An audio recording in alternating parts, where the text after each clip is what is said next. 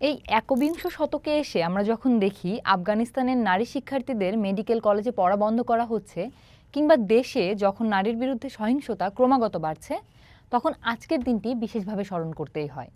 আজ 23 জানুয়ারি, ঠিক 177 বছর আগে আজকের দিনে প্রথম একজন নারীকে মেডিকেল ডিগ্রি দেওয়া হয়। নাম তার এলিজাবেথ ব্ল্যাকওয়েল। সেদিনের জেনেভা মেডিকেল কলেজে সমাবর্তন অনুষ্ঠানে এই ঐতিহাসিক মুহূর্তের সাক্ষী হয় অনেক মানুষ।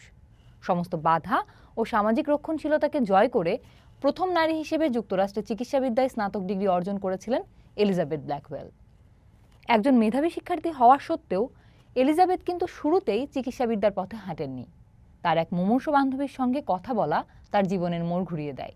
সেই বান্ধবী আক্ষেপ করে বলেছিলেন, তার চিকিৎসকরা সবাই পুরুষ হওয়ায় যন্ত্রণার দিনগুলো আরও অসহনীয় হয়ে উঠেছিল। প্রিয়জনের সেই আর্তনাদ এলিজাবেথকে চিকিৎসক হওয়ায় এক অদম্য তাগিদ দেয়। জেনেভা কলেজে এলিজাবেথ ব্ল্যাকওয়েলের দিনগুলো কিন্তু মোটেও সহজ ছিল না। তার সহপাঠীরা তাকে পুরোপুরি এড়িয়ে চলত। এমনকি জেনেভা শহরের সাধারণ মানুষও তাকে বাঁকা চোখে দেখত। তার অধ্যাপকদের কাছে তার উপস্থিতি ছিল এক অস্বস্তি বা ঝামেলার বিষয়। এমনকি এনাটমির মতো গুরুত্বপূর্ণ ক্লাসে এলিজাবেথকে উপস্থিত থাকতে বাধা দেওয়া হয়েছিল, কারণ অধ্যাপকদের ধারণা কোনো নারীর সামনে এই নিয়ে আলোচনা করা হবে অশালীন। 1849 সালে সেই ঐতিহাসিক সমাবর্তন অনুষ্ঠানেও ব্ল্যাকওয়েলকে চূড়ান্ত অবমাননার শিকার হতে হয়।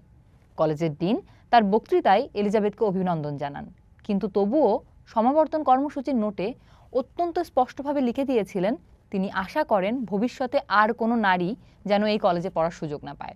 আমেরিকার তৎকালীন চিকিৎসক মহলও এই অর্জনকে বাঁকা চোখে দেখেছিল। বোস্টন মেডিকেল অ্যান্ড সার্জিক্যাল জার্নালে লেখা এক চিঠিতে এলিজাবেথের এই স্নাতক অর্জনকে একটি প্রহসন হিসেবে বর্ণনা করা হয়। প্রতিটি ধাপে অপমানিত হয়েও এলিজাবেথ কিন্তু দমে যাননি।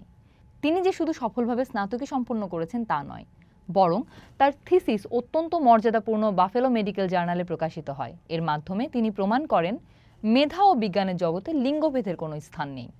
নারী হওয়ায় প্রতি পদক্ষেপে বৈষম্যের শিকার হয়েও এলিজাবেথ ব্ল্যাকওয়েল শুধু ডিগ্রি অর্জন বা চিকিৎসা সেবাতে সীমাবদ্ধ থাকেননি।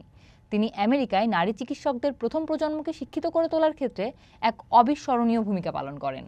তার প্রতিষ্ঠিত পথ ধরেই নারীরা চিকিৎসা বিজ্ঞানের মতো কঠিন পেশায় নিজেদের জায়গা করে নিতে শুরু করে।